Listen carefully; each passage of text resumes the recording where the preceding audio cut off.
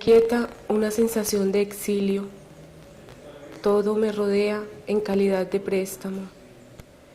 Quisiera tenderme, pero mi espalda está herida por los riscos de la noche.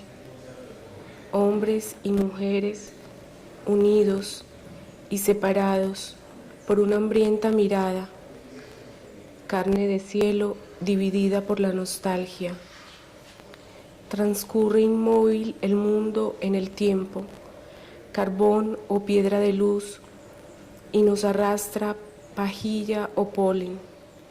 Es el mundo entre montaña y grillo, es el tiempo entre cascada y viento, midiéndonos de la majestad de la voz a la majestad del silencio, siembra de limo o ceiba. Mi pensamiento quiere ser orilla besada por el agua, pero es la soledad del día. Este programa se llama Tipos de Letras. Posiblemente sea un lapsus del machismo, que no se llame tipas de letras.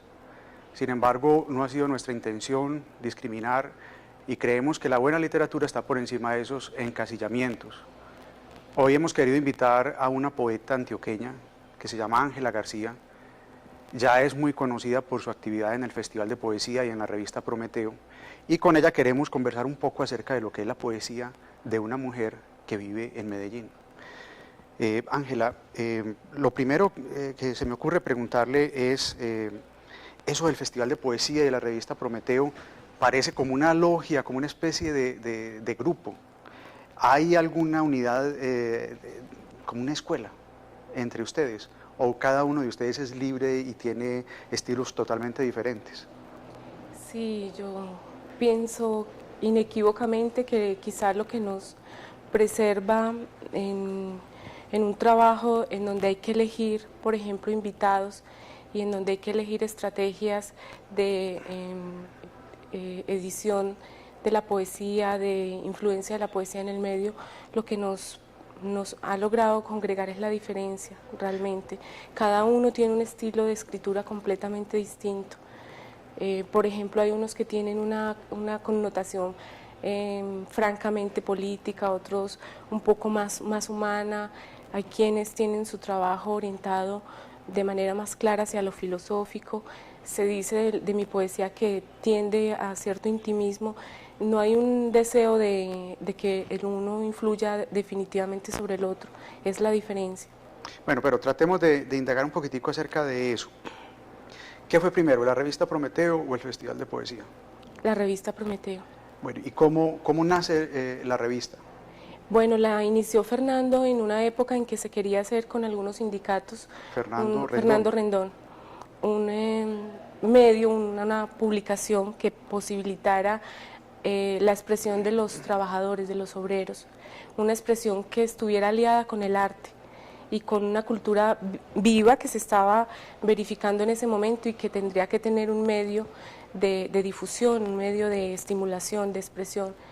Pero no fue muy lejos esta unión con los sindicatos, porque de todas maneras mucho de este trabajo está asignado por una especie de moralismo a nivel de lo cultural y de lo artístico. Entonces Fernando Rendón continuó con la revista, esto era más o menos hacia 1982, y 2 años o 3 años después él y yo nos encontramos en la vida, empezamos a hablar de las cosas que nos interesaban, la poesía como esencial, fue como el nexo más claro de correlación entre los dos.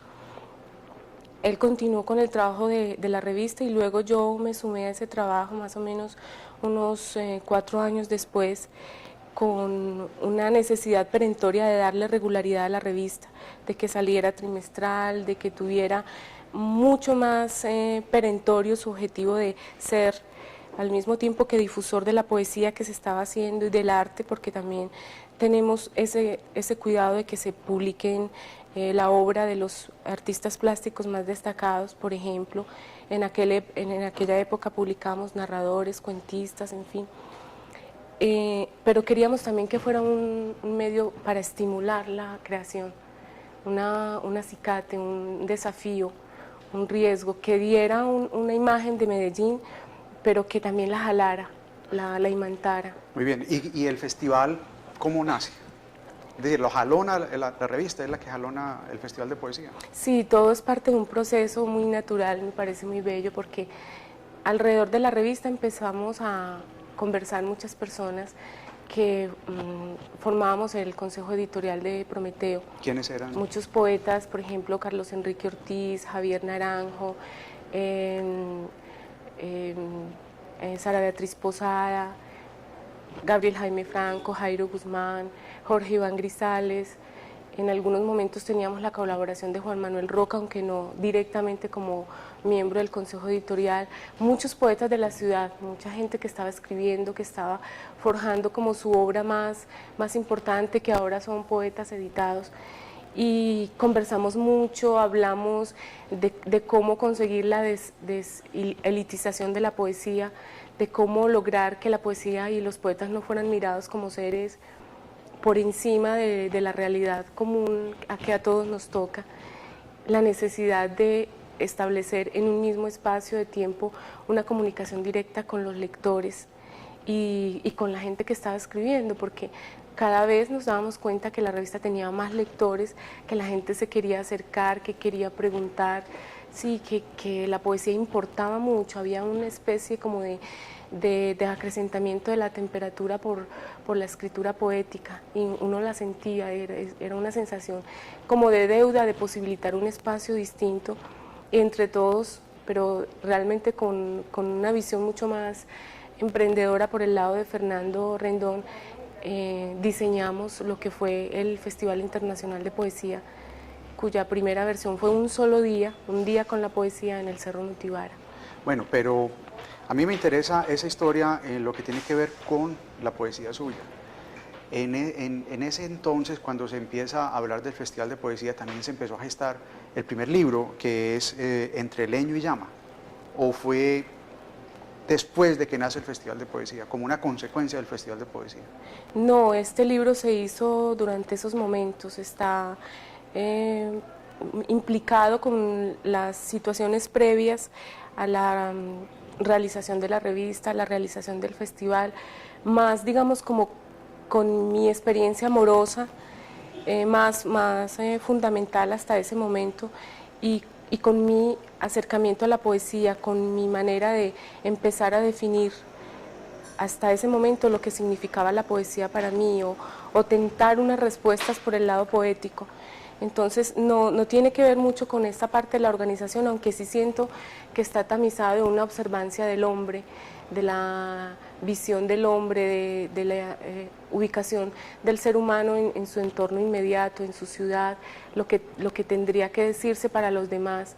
Yo pienso que sí hay un poco de liberación en el sentido que salgo de ahí como protagonista y soy un poco testigo.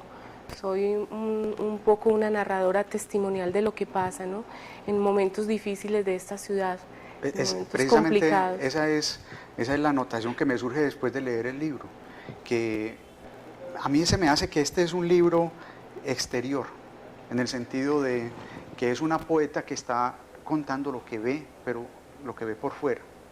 En cambio, en el segundo libro, que ya es Rostro de Agua, publicado en el 94. 97, bueno, o sea, unos 4 años después de haber publicado el primero, ya es un libro muy interior, donde ya habla usted como poeta, como mujer, incluso se atreve a decir unas imágenes muy hermosas, se muestra desnuda, habla de lo que le ocurre en sus venas, de lo que ocurre dentro de usted misma, y cuál es la idea que tiene de usted cuando se ve frente al espejo, la necesidad o digamos de pronto la sensación de quererse ver diferente, como producto de un montón de experiencias que vivió y que en este momento deberían reflejarse en su rostro, mostrar un rostro diferente. Entonces, volviendo